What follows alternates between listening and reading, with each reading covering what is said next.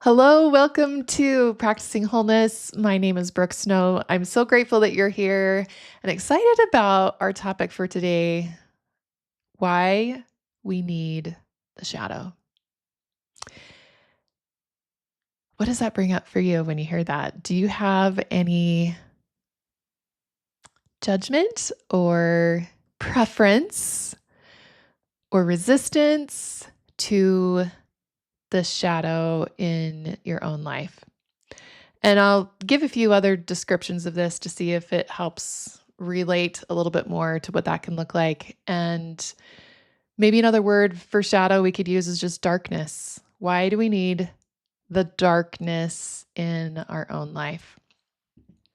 I think a lot of us have a natural response or preference towards the light. We want life to be happy. We like the unicorns and the rainbows and the experiences that feel sparkly in life, and it's easy to and normal and natural to have a preference towards the sunny side of things and to not have a preference to actually have some judgment or aversion towards the things that feel like more darkness. And sometimes, depending on our conditioning, we can also have a judgment of darkness is really bad. Darkness, if you feel darkness within you, maybe that makes me bad if I feel this, or someone else seems to have darkness in their life, therefore I should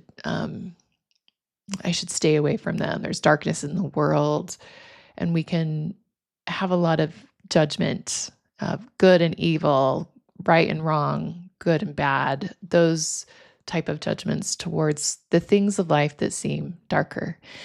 And yet, perhaps you may have noticed that you can't just make your shadow disappear. And you might be out on a sunny day, especially at the brightest time of day, and goodness, that shadow is still there. It follows you around, and we can try to outrun it. We can try to judge it and suppress it and exile it and do all of the things. And yet it is still there. It is something that is part of being a human and part of our human experience.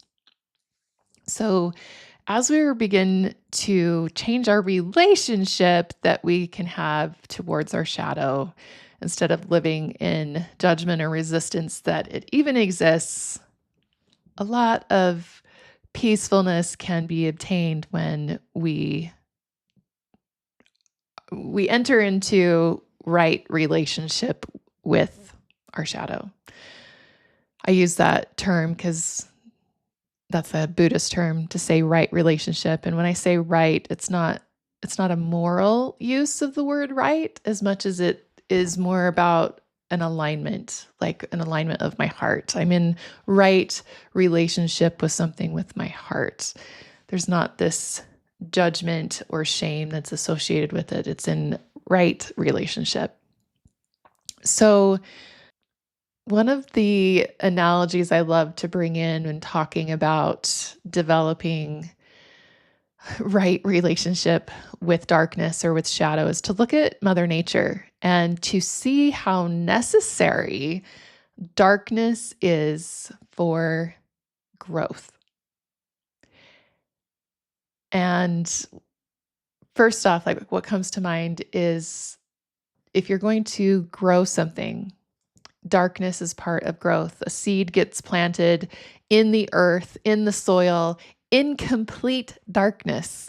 It is necessary and required for the growth of that seed to be able to sprout that it is in a period of dormancy or darkness. It needs that darkness to cultivate readiness to be able to sprout and eventually come above ground, and with proper care and nurturement be able to be fruitful. Darkness is really important there. All of us human beings began life in darkness of the womb of our mother. it was darkness, similar to the seed in the soil, in the earth. We begin in darkness in the womb of our mother. That's a really important time for gestation and being able to gain readiness and development to be able to come forth into this world. We go through a period of darkness. Similarly, we look at the presence of darkness in our 24-hour cycle. Depending on where you live in the world, you may have more darkness or less darkness, or what time season of the year. The amount of darkness fluctuates. And looking at the necessity that all life on earth have a break from constant sunshine. And I actually did a little AI question answer session a couple years ago, actually, as I was thinking about this and really wondering, like, what would happen to the earth if it was only sunny all the time and we didn't have darkness? And it was really interesting to see what would happen. Some of the problems that would occur with Earth only having sunshine all day long, no matter where you were, is that our rivers could dry up. Our plants would wither and die because it would be too intense. It would be too much to be able to have all of that sun. There would be a lot of imbalance that would happen in our ecosystem to be able to have no period of darkness at all. And so I love being able to look at these examples that exist in nature for the necessity that darkness provides, like that we actually need the shadow. And I love to contemplate this too from a place of our own personal evolution, because I know for me, I've had a lot of judgment towards my own shadows within me. And I'm going to define shadow as that which has been suppressed.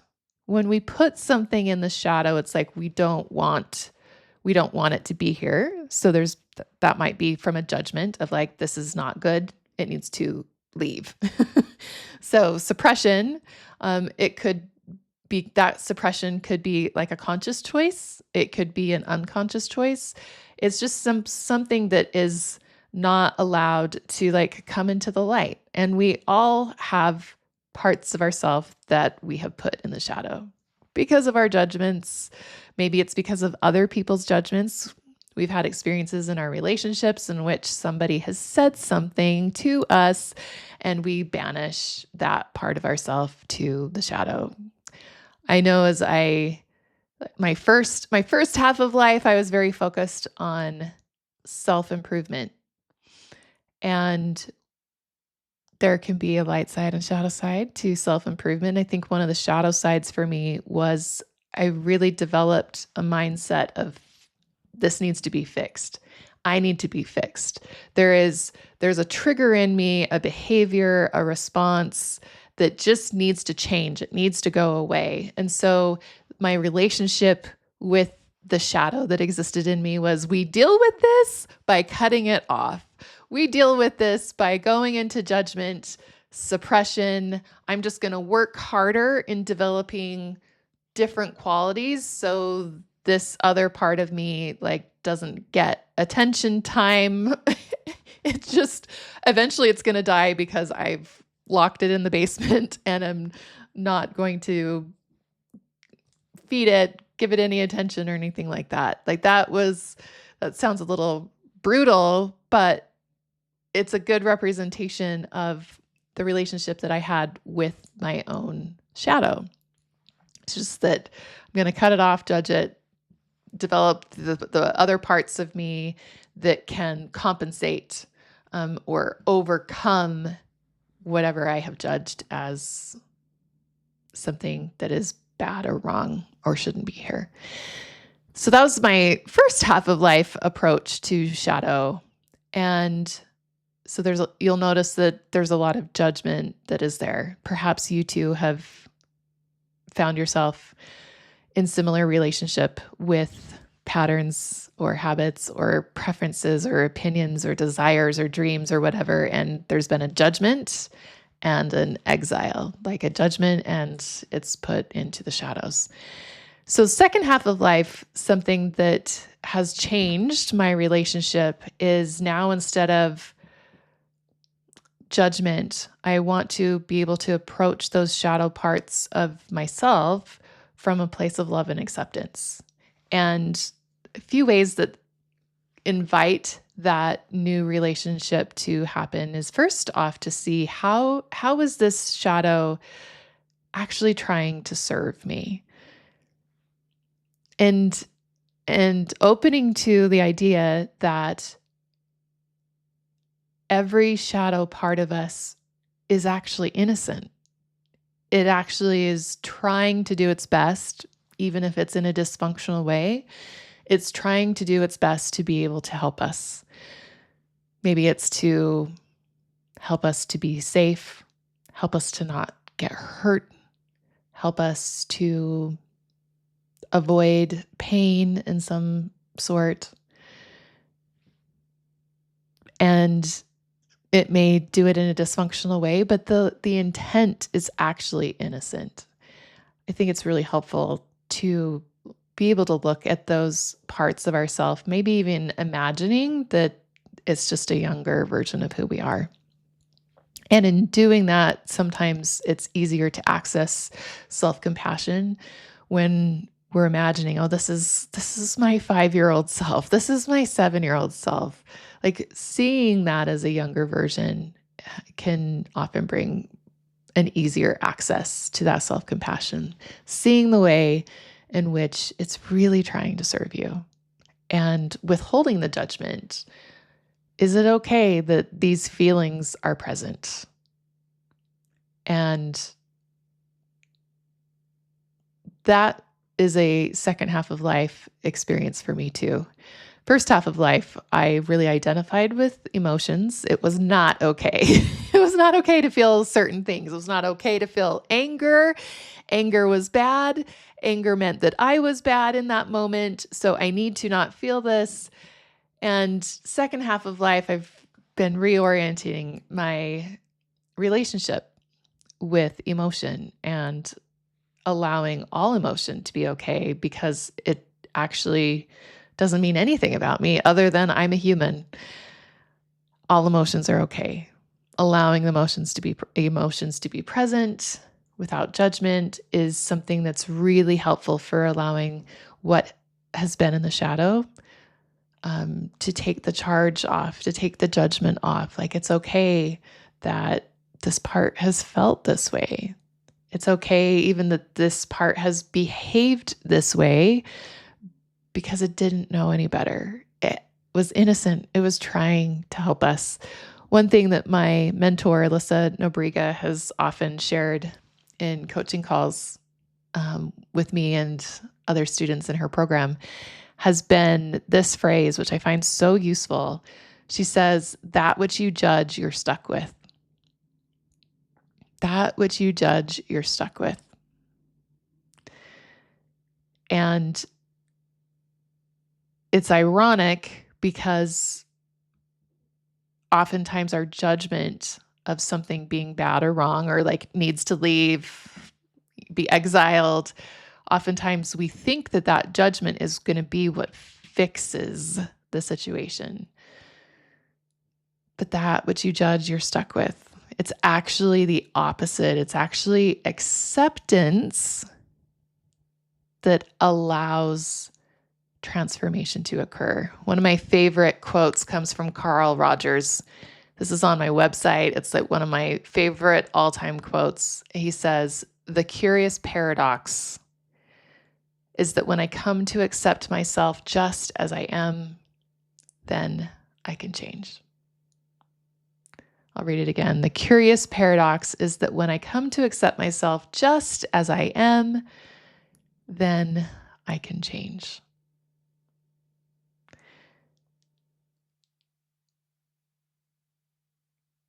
Now, if you come at that with a lot of history of fixing, you could actually kind of try to strategize through the back door.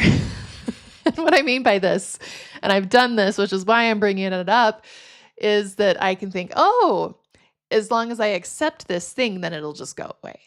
If I accept this thing, then I can fix it. If I just accept this thing, and there's some ulterior motive in that kind of acceptance. It's not what I would call true acceptance.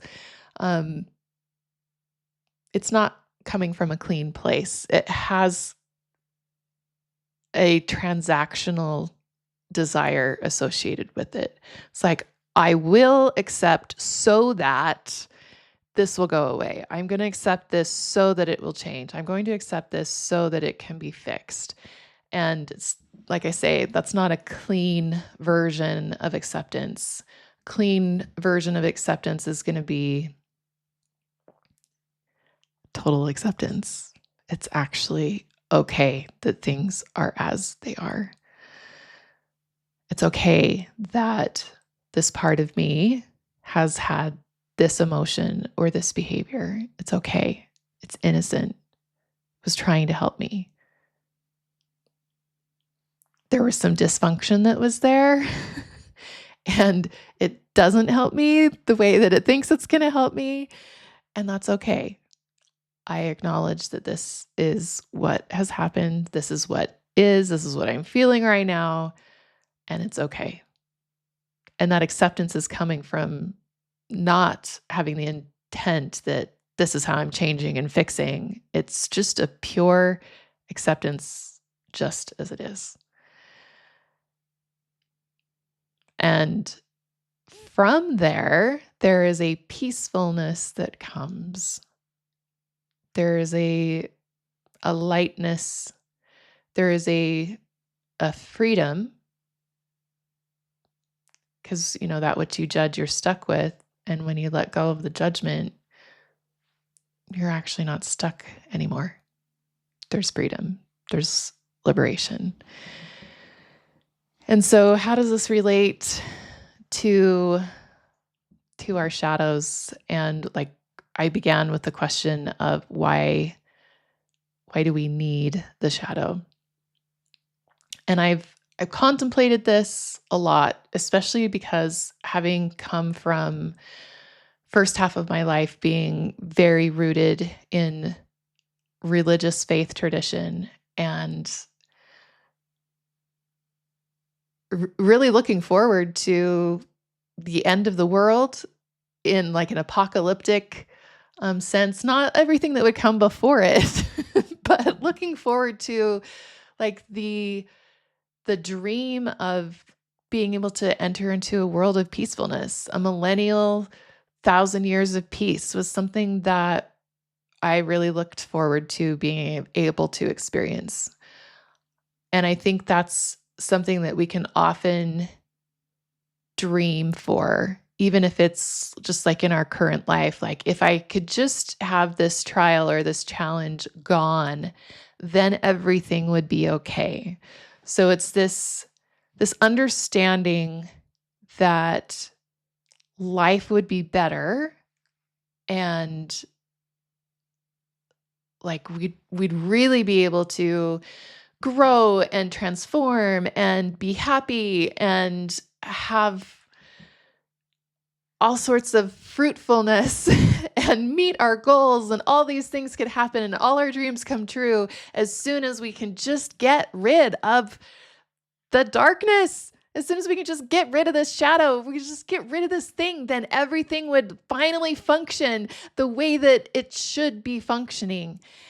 And that's the ideal circumstances in which things grow, is when you no longer have polarity. You no longer have darkness or shadow or pressure or anything like that we're free of that. It's like, okay, smooth sailing. And it is so human of us to believe in that. And yet, Mother Nature shows us that it is a necessity for life It is a necessity for growth. It is a necessity for transformation and longevity and sustainability for us to have the shadow present. And there is wisdom, there is divine wisdom in our own shadows that exist within us. I'm going to go on a small tangent for just a minute here and just say, being a parent, I'm always learning and evolving and growing in wisdom and understanding. And so many times I have, I have said to myself, I'm like, I think I've ruined my children. Like, if I had only known now what if I had only known when I had small children, what I know now, like maybe I wouldn't have caused all of these challenges for my kids that they're going to have to deal with and unpack as they grow up. And I've come to realize that again, that's part of that thinking that it's the absence of darkness and shadow that makes everything possible to grow and shine and reach its potential. And it's actually not true. It's the presence of the shadow and the darkness that allows us to be able to evolve. And, just looking at my own life, and I invite you to do the same, look back through your own life, through the challenges that you've had. When did you grow the most? When did you transform the most? Was it when life was super easy? Was it when there was no challenge at all? Or was it when you had to face something, when you had to go through something, when you had a trial or a challenge, something that broke your heart open? Those are the times that we grow. We have need of the shadow because it is what makes evolution possible. It's what makes human evolution possible. It's what makes Earth's evolution possible. It's what makes our own individual evolution possible. We only grow because of the shadow. And that in itself is how the shadow is a gift to our life. I want to close with a quote from Charles Dickens and being really mindful of the presence of all the shadow that exists in our world on a broad scale. All of us have shadow in our own personal lives. And as a collective, there's a lot of really tragic and terrible things that are occurring in the world right now. There's wars, there's political upheaval, all sorts of people are dying and people are getting sick, and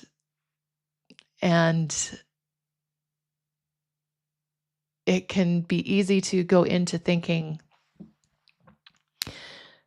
that the world is digressing and becoming a worse and worse place. And yet I also see the presence of so much evolution happening. I simultaneously see so much good coming about in the world, in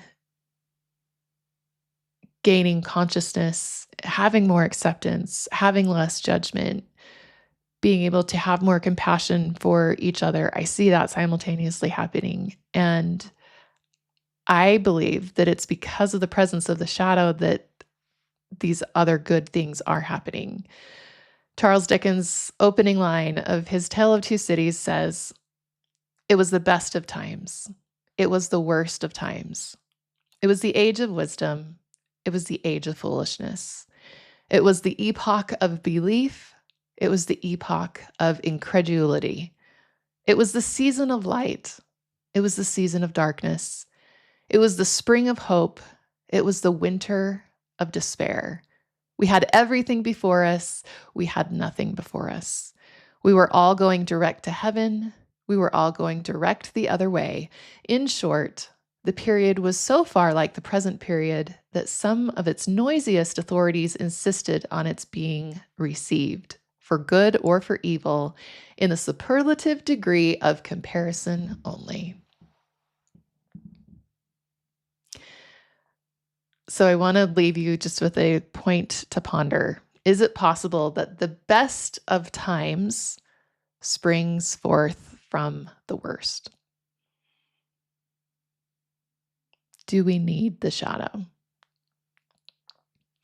When we can change our relationship to how we see the shadow in our life and in the world, we can enter into that space of more acceptance, which then brings forth more light. I don't necessarily know if we'll ever reach a time in which there is no more darkness ever. And I don't know that we want to. I see that there's purpose with some type of shadow being present because it creates the growth. And maybe that shadow also evolves in parallel. Maybe it doesn't have to always be tragic and extreme. Perhaps the shadow itself becomes softer. I don't know. For now, I am working towards letting go of judgment, being in more acceptance, and changing the relationship that exists there. And I invite you to do the same. I would love to know if any of these points spark something within you. I'd love to know your own experiences with the shadow. How has the shadow in your own life actually been of service? How has the shadow you're experiencing right now been something that has fostered the ability for you to be able to grow? I'd love for you to share in the comments and offer me the opportunity to learn from you as well. And in closing, the light in me honors the light in you. And maybe I'll change this just a little bit and also say the shadow in me honors the shadow in you. Both are present and both are needed. Namaste.